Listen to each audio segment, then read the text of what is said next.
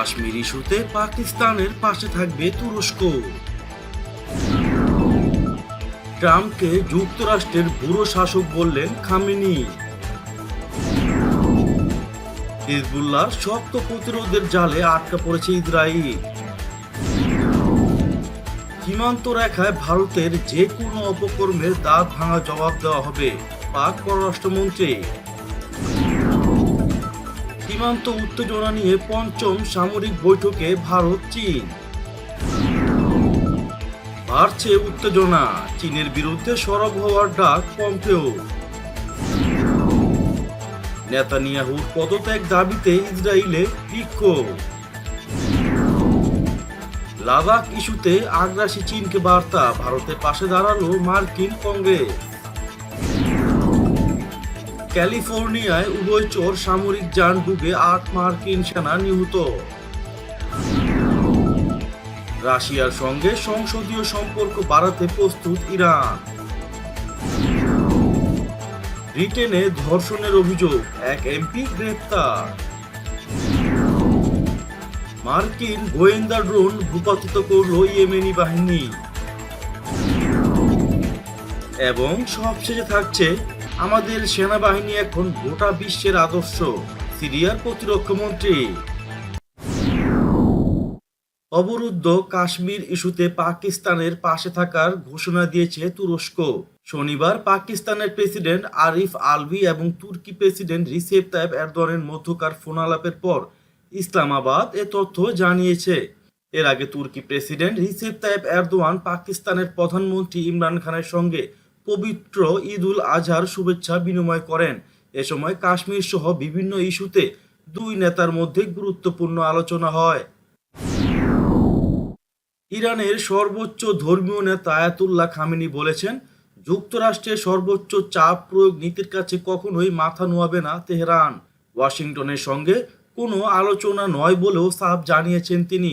বলেন, পরমাণু কার্যক্রম আরও বিস্তৃত পরিসরে উন্নয়ন শুরু করবে ইসলামী প্রজাতন্ত্র ইরান। শুক্রবার ঈদ উল আজহা উপলক্ষে জাতির উদ্দেশ্যে দেওয়া ভাষণে খামেনি বলেন, যুক্তরাষ্ট্রের আহ্বান অনুযায়ী পরমাণু ইস্যুতে ওয়াশিংটনের সঙ্গে আলোচনা নভেম্বরে মার্কিন নির্বাচনে প্রেসিডেন্ট ট্রাম্পের জয়ের সম্ভাবনা ত্বরান্বিত করবে। এই আলোচনার প্রস্তাব শুধু ট্রাম্পকে পুনঃনির্বাচিত করার লক্ষ্যেই দেওয়া হয়েছে। ট্রাম্পকে উদ্দেশ্য করে খামেনি বলেন, আলোচনার মাধ্যমে ফায়দা লুটতে চেয়েছেন তিনি। যুক্তরাষ্ট্রের শাসকের দায়িত্বে থাকা বৃদ্ধ লোকটি উত্তর কোরিয়ার সঙ্গে আলোচনাকে শুধুমাত্র প্রচারের জন্য ব্যবহার করেছেন। পরমাণু নিয়ে তার অধিকাংশ কূটনৈতিকই সফল হয়নি। আমেরিকার শীর্ষ পর্যায়ের একটি নিউজ ওয়েবসাইট বলেছে, দক্ষিণ লেবাননে হিজবুল্লাহ শক্ত প্রতিরোধের নেটওয়ার্ক গড়ে তুলেছে এবং ইসরায়েলকে লক্ষ্য করে সেখানে রকেট ও ক্ষেপণাস্ত্র মোতায়েন করা আছে।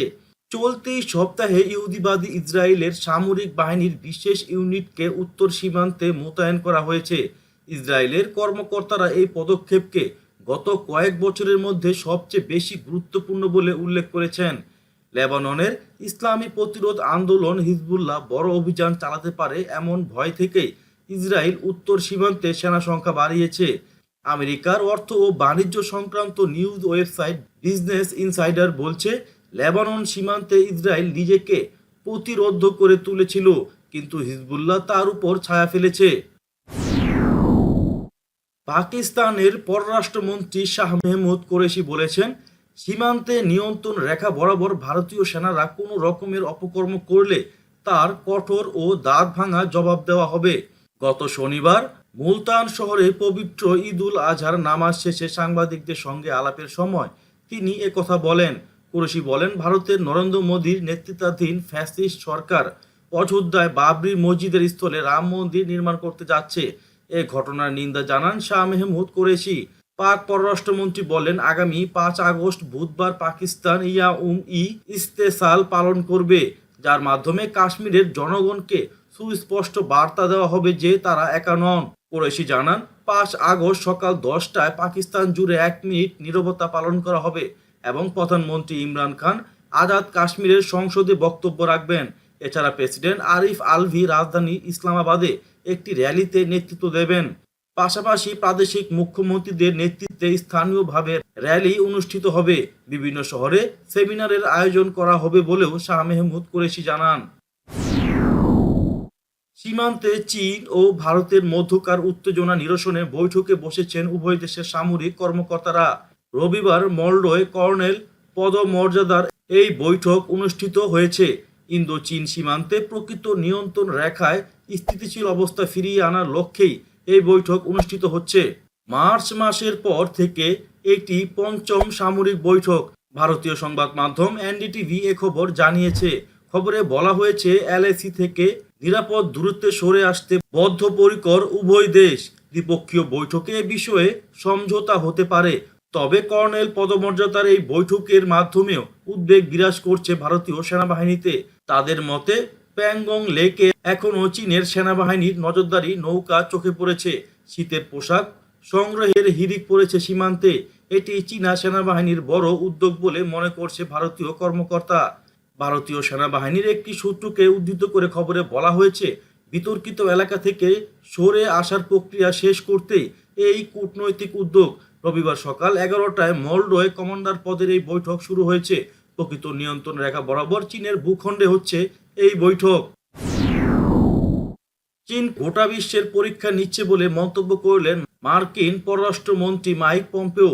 বৃহস্পতিবার কংগ্রেসে পররাষ্ট্র কমিটির শুনানিতে অংশ নিয়ে চীনকে কার্যত বিশ্বের পরবর্তী বিপদ বলে বর্ণনা করলেন পম্পেও। তার কথায় গোটা বিশ্বের আধিপত্যের স্বপ্ন দেখছে চীন। ভারত ও ভুটানের ভূখণ্ডে থাবা বসিয়ে তারা দেখতে চাইছে বাকি বিশ্ব সেটা দেখে চুপ করে থাকে না প্রতিবাদে সরব হয়। মার্কিন পররাষ্ট্র সচিব বলেন, আমাদের আর মুখ বুজে থাকলে চলবে না। পম্পেও বলেন, আমি বরাবর এই কথা বলে আসছি। আগে এ নিয়ে অনেক সমালোচনা শুনতে হয়েছে, কিন্তু এখন ওদের মনোভাব স্পষ্ট, আর চুপ করে থাকা যাবে না। করোনা ভাইরাস মোকাবেলা এবং অর্থনৈতিক সঠিকভাবে সামাল দিতে না পারার অভিযোগ এনে প্রধানমন্ত্রী বেনিয়ামিন নেতানিয়াহুর পদত্যাগ চেয়ে ইসরায়েলে ব্যাপক বিক্ষোভ হয়েছে।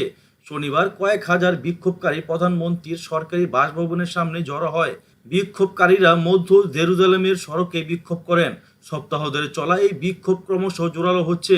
জেরুজালেম ছাড়া তেল আবিব এবং মধ্য ইসরায়েলে নেতানিয়াহুর সৈকত ভবনের কাছেও বিক্ষোভকারীদের জোট জামায়াত দেখা যায়। এছাড়া দেশের ব্যস্ততম সংযোগ সড়কগুলোতে বিক্ষোভকারীরা জড়ো হন। লাদাখ নিয়ে সংঘাতের ইস্যুতে এবার ভারতের পাশে দাঁড়ালেন মার্কিন কংগ্রেসের সদস্যরা।